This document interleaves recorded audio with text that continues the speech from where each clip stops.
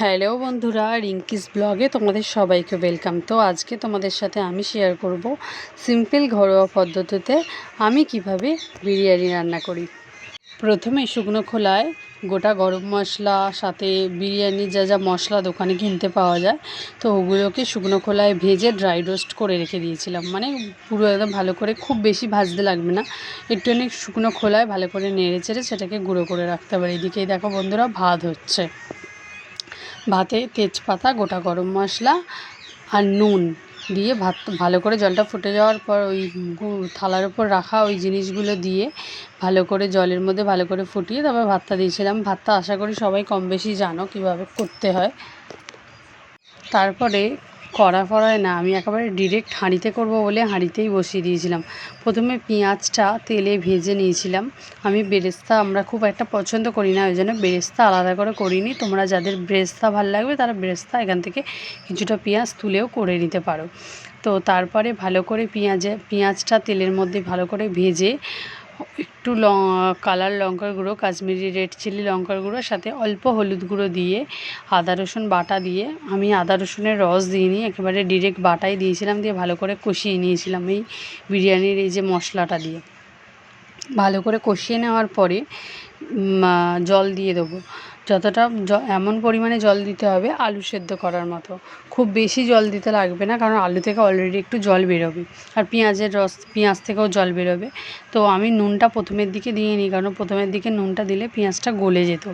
তাই এই নুনটা কিছুক্ষণ পরেই দেবো যখন আদা রসুন মশলাটা একটু কষানো হয়ে যাবে, যে মশলা থেকে তেল ছেড়ে গেছে, ঠিক সেই সময়ে একটুখানি জল দিয়ে দেবো। জল দিয়ে একটু নেড়ে চেড়ে জলটা একটু ফুটে গেলে দিয়ে দেবো হচ্ছে বিরিয়ানির আলুগুলো। তো বিরিয়ানির আলুগুলো একটু বড় বড় সাইজেরই কাটতে হবে, কারণ বিরিয়ানির আলু বড়ই লাগে। আর আমরা যেহেতু ঘরোয়াভাবে করবো, তাই খুব বড় বড় আলু রাখিনি আর খুব বড় বড় চিকেনের পিস রাখিনি, মিডিয়াম সাইজ রেখেছি। তো আলুটা তারপরে আলুটা ভালো করে এই যে নাড়ছি, ক্যামেরাটা একটু সাইড হয়ে গেছিলো, কারণ এক হাতে ক্যামেরা ধরে এক হাতে রান্না করতে গেলে যা অসুবিধা হয়। তো বন্ধুরা, তোমরা একটু দেখে অ্যাডজাস্ট করে নিও। তো প্রথমবার বিরিয়ানিটা আমি ট্রাই করেছি, এর আগেও বিরিয়ানি বানিয়েছি, কিন্তু আমি পুরোটা প্রথম থেকে শেষ অবধি করিনি। এবার লাস্টে ক্যামেরা ধরতে পারছিলাম না বলে লাস্টের কিছুটা ক্লিপে দেখবে মামুনি হেল্প করছিল, কারণ আমি এক হাতে ক্যামেরা ধরে পারছিলাম না। তো তারপরেই আর সত্যি কথা বলতে গেলে প্রত্যেকটা কাজেই কেউ না হেল্প করলে এক হাত দ্বারায় কোনো কাজই সম্পূর্ণ হয় না।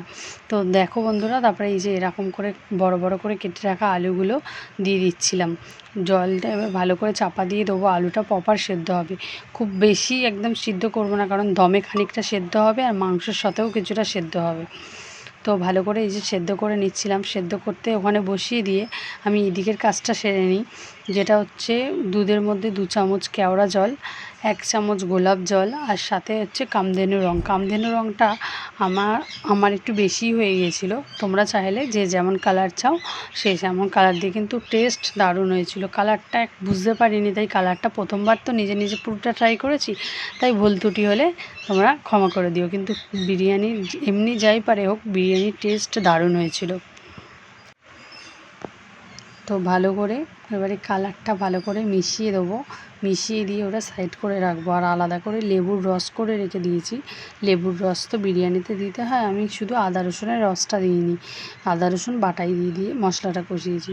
তো এই যে কালারটা অল্প করে আমার একটু বেশি পড়ে গেছিলো, যেহেতু কালারটা আমার একটু ভিজে মতো গেছিলো।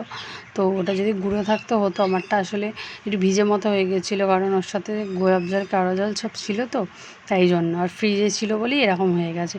তো তারপরে দিয়ে দেবো হচ্ছে মিঠা আতর। মিঠা আতরটা যে যতটা পরিমাণে খাও সে ততটা পরিমাণে, কারণ মিঠা আতরটা বেশি আমাদের ভালো লাগে না, মিঠা আতরের গন্ধতে মুখ মেরে দেয়।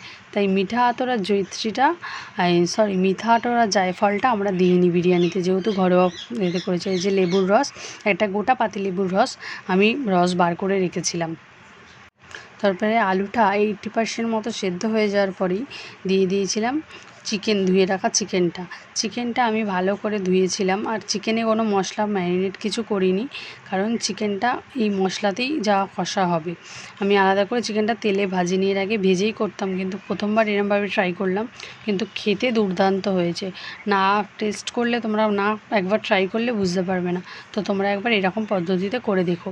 তো তারপরে যখন মাংসটা অনেকটা অনেকটা মানে কষানো হয়ে যাওয়ার পর তেল ছেড়ে দিয়ে জলটা মরে গেছিলো। তারপরে রাইসটা দেওয়ার আগে টক দই, বিরিয়ানির ওই যে মশলাটা, ড্রাই রোস্ট করে রাখা মশলাটা দিয়ে ভালো করে লেবুর রস সব কিছু দিয়ে তারপরে এই যে সব কিছু দিয়ে দেওয়ার পরে দিয়ে দেবো ভাতটা।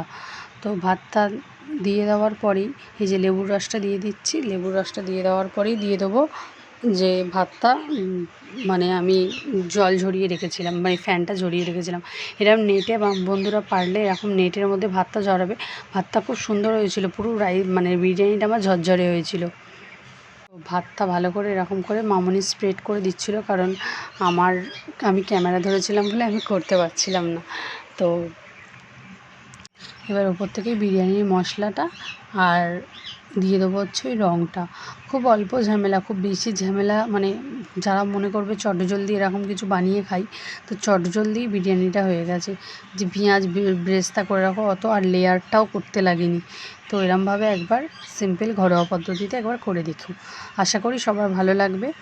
আর এই যে দিয়ে এবার তারপর ডিম দিয়ে আমি দমে দিয়ে দিয়েছিলাম। আর একটা জিনিস আমি তোমাদের দেখাতে ভুলে গেছিলাম বন্ধুরা, পরের ক্লিপে তোমরা দেখতে পাবে, আমি ঘিটা দিতে ভুলে গেছিলাম তখন। তাই কিছুক্ষণ দমে বসানোর পরে হঠাৎ আমার মনে পড়েছে যে আমি তো ঘি দিইনি। তো পরে আমি একটু ঘিটা অ্যাড করেছি, তোমরা একেবারে দমে বসানোর আগেই ঘিটা অ্যাড করে দেবে। তো বন্ধুরা, ভিডিওটা যদি তোমাদের ভালো লেগে থাকে তাহলে like, comment, share and subscribe করে দিয়ে পাশে থেকো। তোমরা তোমাদের সাথে আরও নতুন নতুন রান্নার ভিডিও আমি শেয়ার করব। ততক্ষণ তোমরা সুস্থ থেকো, ভালো থেকো আর সাবধানে থেকো। তো বিরিয়ানিটা দেখছো বন্ধুরা এরকম ঝরঝরে মতো হয়েছে, আর বিরিয়ানিটার টেস্টও হয়েছে অসাধারণ। আর আমি পারছিলাম না বলে বিরিয়ানিটা কাটতে, ওই জন্য বরকেই বলেছিলাম, বরমশাইকে, যে তুমি বিরিয়ানিটা কাটো। তো বিরিয়ানিটা কাটছিল। তো বন্ধুরা, আসবো আবার পরে নতুন কোনো ভিডিও নিয়ে। ততক্ষণ সবাই সুস্থ থেকো, ভালো থেকো, টাটা।